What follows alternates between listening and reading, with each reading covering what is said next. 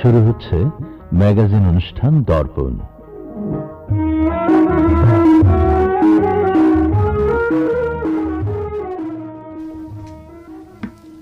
শ্রোতা সঙ্গীরা, মানুষ যখন খুব বেশি উচ্ছ্বসিত হয়ে যায় তখন বোধহয় ভাষায় প্রকাশ করতে পারে না, তাই না? এজন্যে বলা হয় ভালো লাগছে, ভালো লাগছে, কেন তা বলতে পারি না। আসলে সেটা না, অতিরিক্ত আবেগ মানুষকে অনেক সময় স্তব্ধ করে দেয়। এই যে একটি ভোর পেরিয়ে আবার এসেছে এক নতুন সকাল। এই সকাল ভাদ্র মাসের একটি সকাল। এই সকালে আছে আলাদা একটা রূপ, যে রূপ কখনো কখনো তার স্নিগ্ধতা দিয়ে আমাদের মনকে অপরূপ করে তোলে। সেটাই তো বলছিলাম, সকালের স্নিগ্ধতায় আমাদের মনটাও যেন একটু অতিরিক্ত ভালো হয়ে যায়। আর আমরাও চাই মন ভালো করা একটি সকাল, যে সকাল বাড়িয়ে দেবে মনের জোর, তাড়িয়ে দেবে একঘেয়েমি, মনের ভেতর সৃষ্টি করবে নতুন উদ্যমতা, তৈরি করবে নতুন কাজের আগ্রহ আর উন্মাদনা। ইতিবাচক মন নিয়ে ভালো কাজের ভাবনায় আসুন মশগুল হই আমরা সবাই, তাহলেই ভালো কিছু সম্ভব হয়ে উঠবে। যে কাজ কঠিন অথবা যে কাজ অনেকটাই জটিল, এমন কাজের সফলতায় অভিজ্ঞ যারা, তাদের পরামর্শ নেওয়া যেতে পারে। আমরা চাই সম্ভব না সম্ভাবনায় পরিণত হোক। তাই সবার আগে ভালো কাজে ভাবনাটা ভাবতে হবে, যে ভাবনা মনের ভেতর স্বপ্ন তৈরি করবে এবং একসময় সে স্বপ্ন পূরণও হবে। সবার সুন্দর স্বপ্ন পূরণ হোক, এমনই শুভকামনায় শুরু করছি আজকে দর্পণ, এবং সবাইকে জানাই মন খুশি করা শুভেচ্ছা।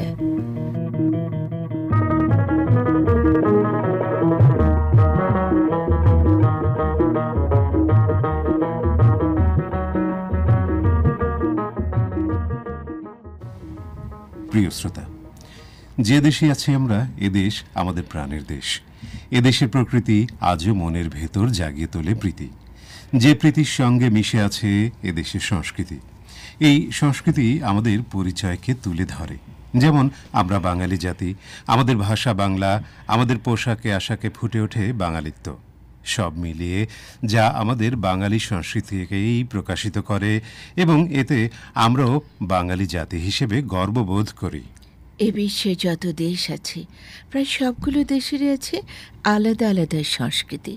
তেমনি আমাদের দেশেরও আছে আলাদা সংস্কৃতি। এই সংস্কৃতির মাঝে আমরা খুঁজে পাই আমাদের স্বকীয়তা, খুঁজে পাই বিশেষ কিছু বৈশিষ্ট্য, যে বৈশিষ্ট্য আমাদেরকে চিনিয়ে দেয় আমরা কে, কি আমাদের জাতিগত পরিচয়। আমাদের শিল্প, সাহিত্য, আচার আচরণ, বেশভূষা, এসবের মাঝেই ফুটে ওঠে আমাদের সংস্কৃতি। এই সংস্কৃতিকে আমরা কৃষ্টি বলে থাকি। আমরা কখনো কখনো ইংরেজিতে বলি কালচার। এক অর্থে আমরা সবাই কিন্তু এই সংস্কৃতিকেই লালন করি। আমরা যারা খুব বেশি সচেতন অথবা সংস্কৃতিবোদ্ধা, আমরা অনেকেই সংস্কৃতিমান হয়ে আমাদের সংস্কৃতি চেতনাকে কথা এবং কাজের ভেতর দিয়ে প্রকাশ করি। যারা সংস্কৃতিবান, তাদের উদারতা, মহানুভবতা, মানবিকতা আমাদেরকে মুগ্ধ করে। তারা সবার সঙ্গে সৌহার্দ্যপূর্ণ আচরণ করেন, যা সত্যি প্রশংসার দাবিদার, এবং এমনটিই তো আমরা চাই। আমাদের এই একটি দেশে বেশ কয়েকটি জাতি বসবাস, যেখানে আমরা এক অন্যের প্রতিবেশী। জাতি আলাদা হলেও সম্পর্কে ঘনিষ্ঠতা কিন্তু কম নয়। আমরাও একে অন্যের বিপদে এগিয়ে যাই, সহযোগিতায় হাত বাড়াই। এ যেন বিনি সুতোর বন্ধনে বাঁধা অপূর্ব এক সম্পর্ক, যে সম্পর্ক দীর্ঘদিনের, যে সম্পর্ক পরকে করেছে আপন, আর এভাবে গড়ে উঠেছে সৌহার্দ্য, সম্প্রীতি। আমরাও তো চাই এমনই অবিচ্ছেদ্য সম্পর্ক, তাই না? যে সম্পর্ক অন্যের কষ্টে আমাদেরকে দুঃখ ভারাক্রান্ত করবে এবং অন্যের আনন্দে আমাদেরকে আনন্দিত করবে। আমাদের সবার মিলিত শক্তি দেশকে কাঙ্ক্ষিত গন্তব্যে পৌঁছে দিক। আজকে দর্পণ থেকে মনে প্রাণে এই কামনাটাই রইল।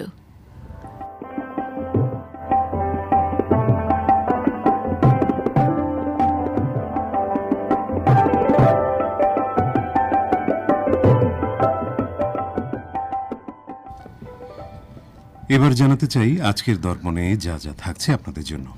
আজ সোমবার, তাই আজ আমরা শোনাতে চাই এই দিনে রূপালী সংস্কৃতি, গ্রামীণ জীবন, অপরূপ বাংলা এবং কবিতা আবৃত্তি।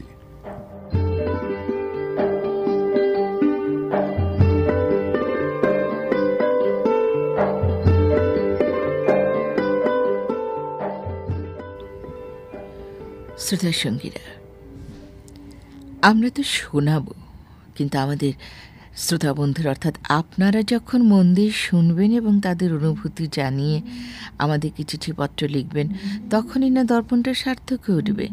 তাই সবার প্রতি আমাদের আন্তরিক অনুরোধ, আধা ঘন্টারই দর্পণ অবশ্যই শুনবেন সবাই। এবার আজকের দর্পণের মূল আয়োজন শুরু করতে চাই। আজও দর্পণের প্রথম পরিবেশনায় শোনাব এই দিনে পর্বটি। এখানেই আমরা অনেক রকম তথ্য কথা শুনিয়ে থাকি, যা আমাদের জানার পরিধিকে বাড়িয়ে দেবে। এ আশ্বাস দিতেই পারি। শুরু করছি আজকের এই দিনে পর্বটি।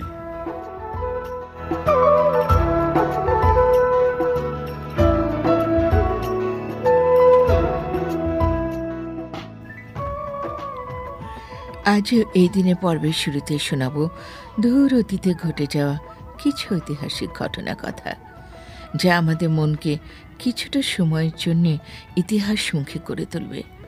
আমরাও বর্তমান সময়ের সীমানায় বসে অতীতকে দেখব মনের চোখে। যে ঘটনার কথা এখন উল্লেখ করব, এই ঘটনাটি আদতে ঘটেছিল ভারতের কলকাতায়। সেই 1757 খ্রিস্টাব্দে আজকের দিনে কলকাতার পুরনো টাঁকশাল। এই টাঁকশাল বলতে ধাতব মুদ্রা তৈরি কারখানাটাকে বোঝায়। এই টাঁকশাল থেকে তৎকালীন ইস্ট ইন্ডিয়া কোম্পানির দিল্লির নবাবের নামাঙ্কিত প্রথম মুদ্রা প্রস্তুত করে। বলা যায় এ যেন দিল্লির নবাবকে সম্মানিত করা।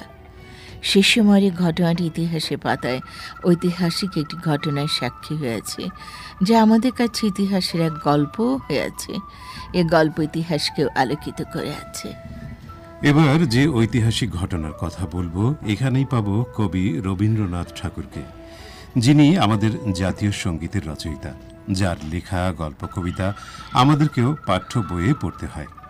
এই রবীন্দ্রনাথ ঠাকুর দীর্ঘদিন আমাদের দেশেও বাস করেছেন। রবীন্দ্রনাথ ঠাকুরই একবার কলকাতায় মহাজাতি সদনের ভিত্তিপ্রস্তর স্থাপন করেন 1939 সালের এই দিনে।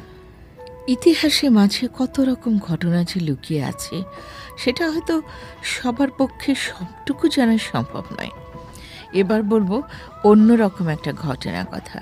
আর ঘটনাটা ছিল ঠিক এরকম। 1940 সালে আজকের দিনে সোমালিল্যান্ড থেকে ব্রিটিশ সেনাবাহিনীকে বিতাড়িত করা হয়, যেটা ছিল ব্রিটিশ সেনাবাহিনীর এক রকমের পরাজয়।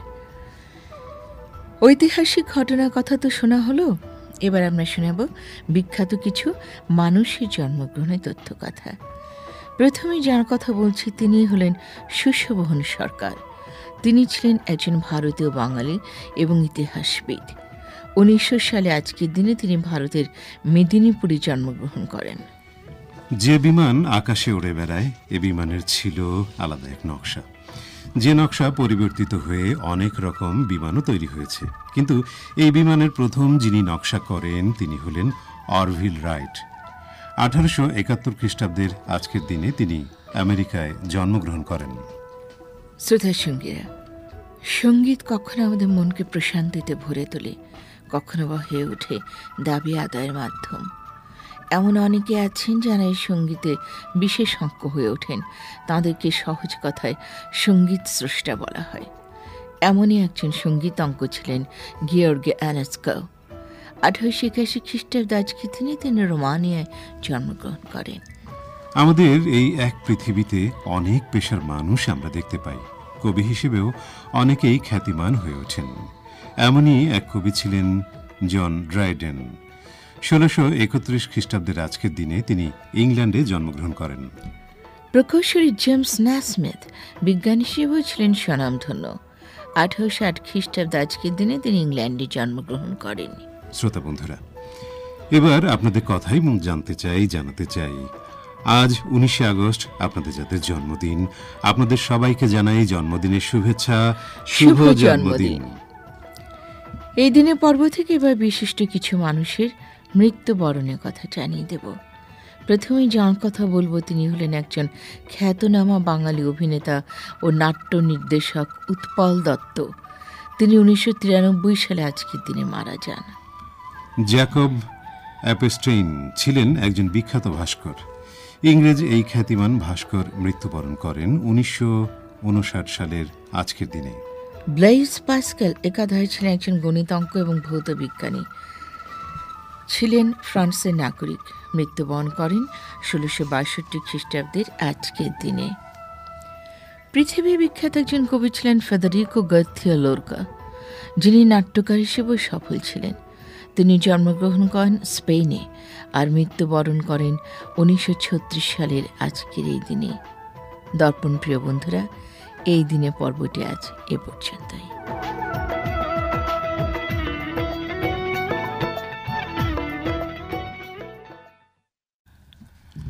আজকের দর্পণের শুরুর দিকে আমরা সংস্কৃতির কথা বলেছি বাঙালি সংস্কৃতির কথা। এই সংস্কৃতিরও যেন আছে রকম ফের। আর তাই তো ম্যাগাজিন অনুষ্ঠান দর্পণে আমরাও শুনতে চাই রূপালী সংস্কৃতির কথা। এই রূপালী সংস্কৃতি বলতে আমরা আমাদের বাংলা চলচ্চিত্রের কথাই বোঝাতে চেয়েছি। সহজ কথাটা হলো, বাংলা ভাষায় নির্মিত চলচ্চিত্রই হলো বাংলা চলচ্চিত্র। তবে আমাদের দেশে অতীতে যে পরিমাণ বাংলা চলচ্চিত্র মুক্তি পেত, বর্তমানে এর হার অনেকটাই কমে এসেছে। কমে গেছে সিনেমা হলের সংখ্যাও। মাঝে মধ্যে এখনও কোনো কোনো বাংলা চলচ্চিত্র গল্পের শিরোনাম হয়ে ওঠে। দর্পণের রূপালী সংস্কৃতি পর্বে এখন শোনাব এক বাংলা চলচ্চিত্রের গল্পকথা। বিশ্লেষণধর্মী এ পর্বটি গ্রন্থনা করেছেন গোলাম মোর্শেদ আহমেদ, আর পরিবেশনায় আছেন সাইদা জান্নাত বাঁধন।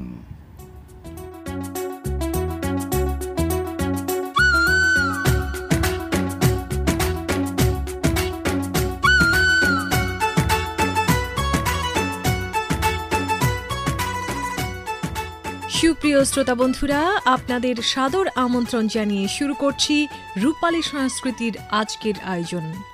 আমাদের আজকের ছায়াছবি প্রিয়তমা।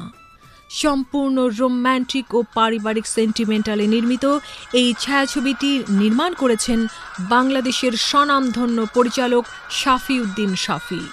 দারুণ জনপ্রিয় এবং ব্যবসা সফল এই ছায়াছবিটি 2018 সালে মুক্তি পায়।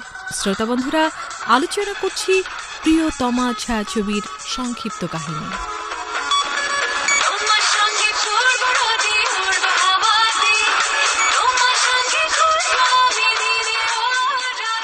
আধিপত্য বিস্তার নিয়ে গ্রামের প্রভাবশালী মির্জা এবং খান দুই পরিবারের মধ্যে দীর্ঘদিন দ্বন্দ্ব চলছে, যার বলি হচ্ছে গ্রামের নিরীহ মানুষ।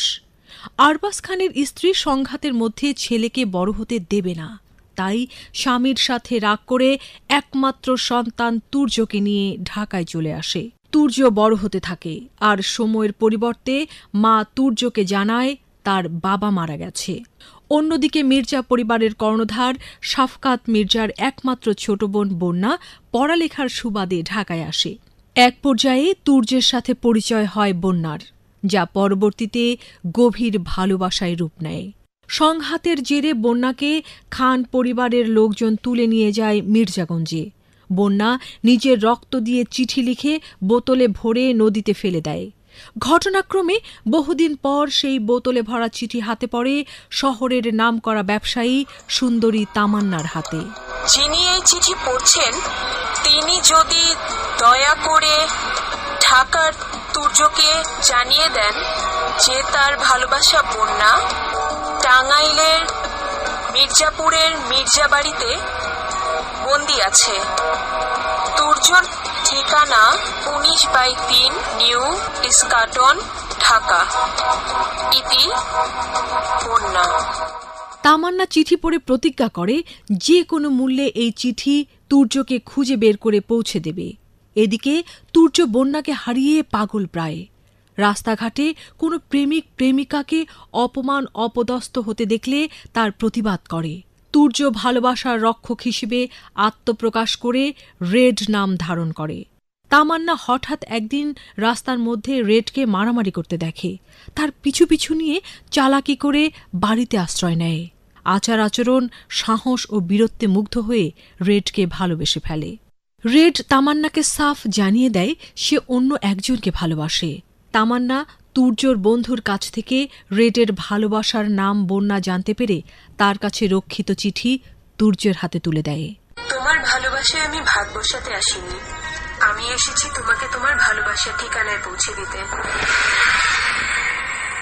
তুর্য তামান্নার কাছ থেকে চিঠি পেয়ে দ্রুত ছুটে যায় টাঙ্গাইলের মির্জাগঞ্জের মির্জা বাড়িতে। বন্যার ভাইয়ের কাছে তার ভালোবাসার কথা আত্মপ্রকাশ করলে মির্জা সাহেব তুর্যর সাহস দেখে ছলনার আশ্রয় নিয়ে খান পরিবারকে শায়েস্তা করতে তুর্যকে ব্যবহার করে এবং প্রতিশ্রুতি দেয় যে তার সাথেই বন্যাকে বিয়ে দেবে। তুর্য ও বন্যা এই খবর শুনে আনন্দে আত্মহারা হয়ে যায়।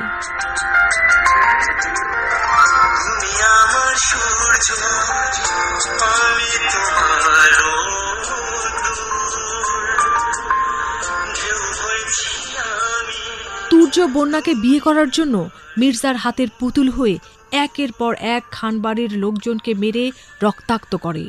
খান সাহেব তুর্যকে নতুন শত্রু হিসেবে চিহ্নিত করে তাকে মারার জন্য লোক লাগিয়ে দেয়। কিছুদিন যেতে না যেতে মির্জা তুর্যকে জানায় বন্যাকে তার সাথে বিয়ে দেওয়ার অন্যতম বাধা হচ্ছে আরবাজ খান। তুর্য একথা শুনে ছুটে যায় খান বাড়িতে। খান সাহেবের লোকজন তুর্যকে মেরে রক্তাক্ত করে হাসপাতালে পাঠায়।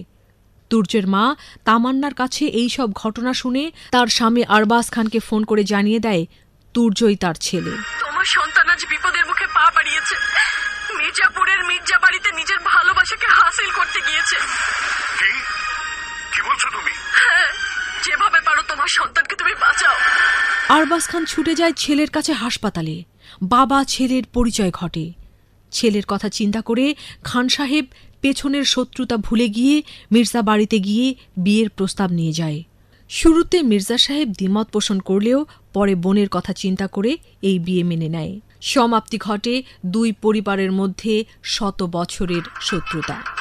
আজ থেকে মির্জার খান দুই পরিবার আত্মীয়, সমস্ত শত্রুতার আজ এখানেই পরিসমাপ্তি। আর এই খুশিতে আগামী 7 দিন খান বাড়িতে নাচ গান আর ফুর্তির আয়োজন হবে। আর সেই আয়োজনে প্রধান অতিথি হবে শফকত মির্জা। শুধু তাই না, আমি আরো ঘোষণা দিচ্ছি, আজ থেকে 3 দিনের মধ্যে হবে তুর্য আর বন্যার গায়ে হলুদ। 4 দিনের দিন বিয়ে। সুপ্রিয় শ্রোতা বন্ধুরা, এই ছবির বিভিন্ন চরিত্রে অভিনয় করেছেন শাকিব খান, অপু বিশ্বাস, আহমেদ শরীফ, মিশা সওদাগর, আফজাল শরীফ, ফকিরা এবং চিকন আলী সহ আরও অনেকে। আজ এ পর্যন্তই। কথা হবে আসছে সপ্তাহে অন্য কোনো ছায়াছবির গল্প নিয়ে। সে পর্যন্ত ভালো থাকুন, সুস্থ থাকুন আর দর্পণের সাথেই থাকুন।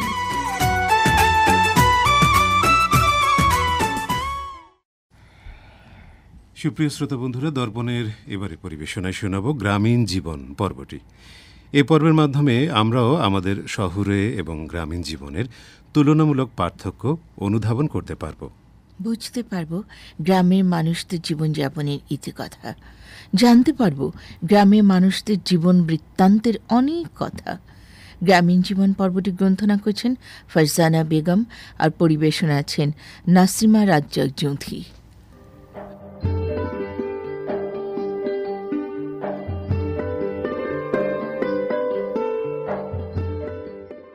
আবহমান বাংলা বাঙালির প্রাচীন ঐতিহ্যের অবিচ্ছেদ্য উপাদান তাঁতবস্ত্র বা তাঁত শিল্প। এক ধরনের হস্তচালিত যন্ত্র হল তাঁত, যা দিয়ে তুলা থেকে প্রাপ্ত সুতার সাহায্যে কাপড় বোনা হয়ে থাকে। আধুনিক বস্ত্রকলে স্বয়ংক্রিয় তাঁতের ব্যবহার হয়ে থাকে।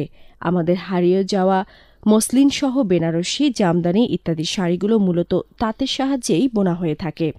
বাংলায় ইংরেজদের দখলদারিত্ব প্রতিষ্ঠার ফলে সে সময়কার বিখ্যাত বস্ত্রশিল্পের ক্ষয় শুরু হয়। শিল্প বিপ্লবের কল্যাণে আধুনিক যন্ত্রচালিত বস্ত্রশিল্প বিকশিত হলে বিদেশি বস্ত্রের সাথে প্রতিযোগিতায় এই শিল্পের তৎকালীন কলাকুশলীগণও আর্থিক ক্ষতির সম্মুখীন হন। পরবর্তীতে দেশ বিভাগের পর তাঁত শিল্পের সুদিন ফিরিয়ে আনার কিছু কিছু পদক্ষেপ নেওয়া হলেও তাঁত শিল্প সেভাবে আর বিকশিত হতে পারেনি। বাংলাদেশের স্বাধীনতার পরও তাঁত শিল্পে বিরাজমান সংকট থেকেই যায়। বাজার অর্থনীতির কবল থেকে তাঁত শিল্প রক্ষা পায়নি। আধুনিক যন্ত্রচালিত বস্ত্রের নানান ধরন, নানান রং, নানান ডিজাইন আমাদের দেশীয় সনাতনী তাঁত শিল্পীদের ক্রমেই প্রতিকূল অবস্থায় নিয়ে যাচ্ছে। এর পাশাপাশি এ শিল্পকে টিকিয়ে রাখতে তাঁতিগণও পুঁজি সংকটে পড়েছেন। এরই সুযোগ নিচ্ছে তাঁতশিল্পে অর্থ সংলগ্নকারী মহাজনেরা।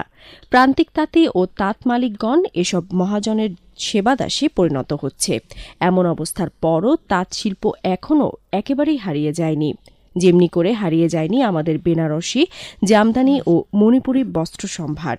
সিরাজগঞ্জ, টাঙ্গাইল, চকরিয়া সহ দেশের বিভিন্ন অঞ্চলে তাঁতবস্ত্র উৎপাদিত হচ্ছে। আমাদের আদিবাসী মণিপুরীগণ তাঁতের সাহায্যে বিভিন্ন বস্ত্রপণ্য উৎপাদন করছেন।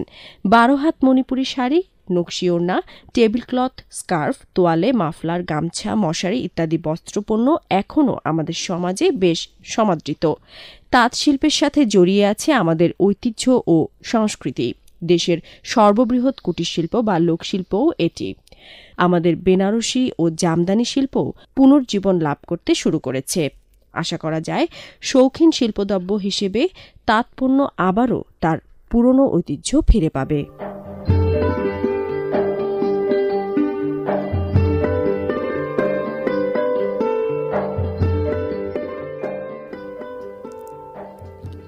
আমাদের এই যে দেশ, এ দেশ যেন রূপে অপরূপ এক বাংলা। এদেশের রূপের কোনো তুলনাই হয় না। এদেশের রূপে মুগ্ধ হয়েছেন দেশি বিদেশি কত না পর্যটক। কত কিছুই দেখার আছে এদেশে, এ দেখারও যেন শেষ নেই কোনো। দর্পণের এবারই পরিবেশনা অপরূপ বাংলা। পর্বটি গ্রন্থনা করেছেন ডক্টর মোহাম্মদ জাহাঙ্গীর আলম, আর নিবেদনে থাকছেন মোহাম্মদ শহীদুল্লাহ।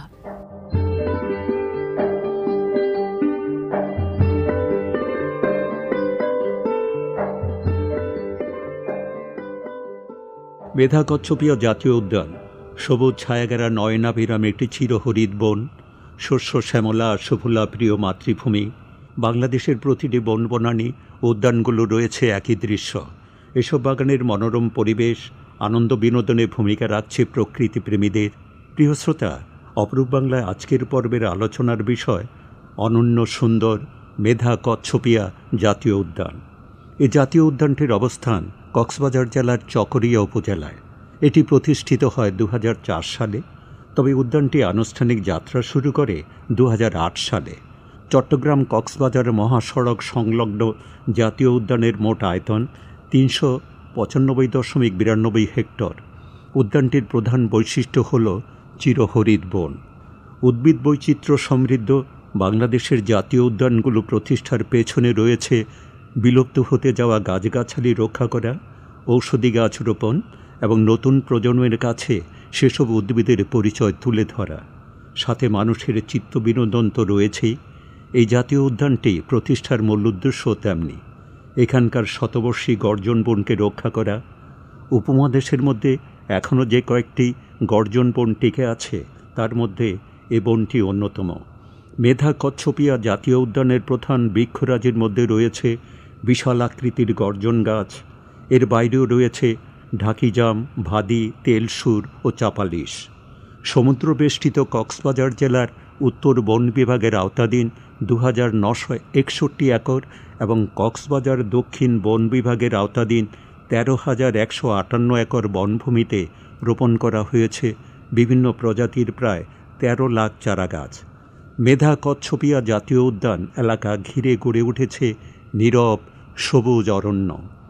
যে পর্যন্ত চোখ যায় শুধুই দেখা মিলে সবুজের সমারোহ, দৃষ্টিকারে সামাজিক বনায়নের সেসব দৃশ্য। এখানকার ফুলছড়ি, ফাঁসিয়াখালী, রাজঘাট, ঈদগাঁও, ঈদগড়, মেহেরগোনা, বাঁকিখালী, জুয়ারিয়ানালা ও চকরিয়া সদর রেঞ্জের বিভিন্ন বিটের 2,961 একর বনভূমিতে বনায়ন করা হয়েছে বিভিন্ন প্রজাতির গাছগাছালি। এসব বনাঞ্চলে 1952-53 সাল থেকে বনায়নের কাজ শুরু হয়েও এখনও তা অব্যাহত আছে। বনের মাদার ট্রি গাছের পাতা ও আবর্জনামুক্ত পরিবেশ যে কারো মন আকৃষ্ট করে। সবুজ গাছগাছালি ও গ্রামের মেঠোপথে নৈসর্গিক সৌন্দর্যের বাগানটি মন কেড়ে নেয় সবারই। উদ্যানের খুঁটাখালি মেধা কচ্ছপিয়া ন্যাশনাল পার্কের নজরকাড়া বৈচিত্র্য মোহিত করে সবাইকে। কক্সবাজার উত্তর বন বিভাগের নিয়ন্ত্রণাধীন উদ্যানটির 3 কিলোমিটারের মধ্যে প্রায় 20,000 লোকের বসবাস রয়েছে। বনের ভেতর বসবাসকারী এ পরিবারগুলো মূলত কৃষিকাজ, লবণ চাষ ও মৎস্য চাষ করে জীবিকা নির্ভর করে থাকে।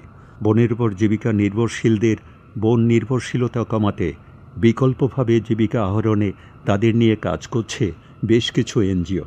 মহাসড়ক ধরে চট্টগ্রাম থেকে কক্সবাজার যাওয়ার পথে দেখা মিলে এই উদ্যানটির। পর্যটকদের সুবিধার্থে উদ্যানের ফাঁকে ফাঁকে নির্মাণ করা হয়েছে বিশাল বিশ্রামাগার। পর্যটন ও ভ্রমণ পিপাসুদের নিরাপত্তা দানে রয়েছে নিরাপত্তা বাহিনীর সদস্যবৃন্দ। প্রিয় শ্রোতা, পরিবার পরিজন কিংবা বন্ধুবান্ধব নিয়ে আপনারাও ঘুরে আসতে পারেন মেধা কচ্ছপিয়া জাতীয় উদ্যান থেকে। বছরের যে কোনো দিন ঘুরে আসতে পারেন প্রকৃতির পরম মমতায় গড়া এ স্থানটিতে।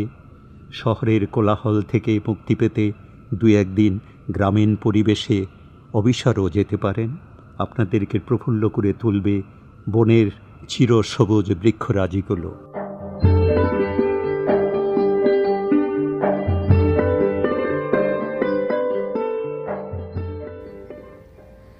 শ্রোতা সঙ্গীরা, এবার শোনাব কবিতা, শোনাব আবৃত্তি। কবিতার মাঝে থেকে বিশেষ কিছু বিষয় যেটা আমাদেরকে ভাবিত করে, কখনো বা ভাবনাকে আন্দোলিতও করে, আমরা নতুন কিছু জানতেও পারি। কবিতার মাঝে থাকা শব্দ, ছন্দ, আবেগ, উপমা, অলঙ্কার অথবা চিত্রকল্প আমাদের মনে নতুন ভাবনার খোরাক যোগায়। কবিতা আবৃত্তি আয়োজনে আজ আমরা শুনব কবি মহাদেব সাহার কবিতা আমূল বদলে দাও আমার জীবন। আবৃত্তিতে আছেন খন্দকার শামসুজ্জোহা।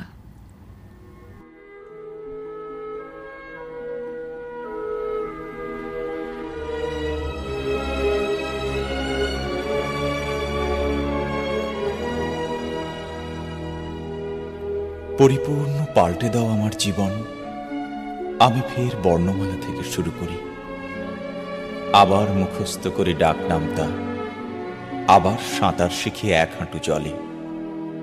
তুমি এই অপগণ্ড বয়স্ক শিশুকে মেরে পিটে কিছুটা মানুষ করো। খেতে দাও আলু সিদ্ধ, দুটি ফেনা ভাত। আবার সবুজ মাঠে একা ছেড়ে দাও তাকে। একটু করিয়ে দাও পরিচয় আকাশের সাথে।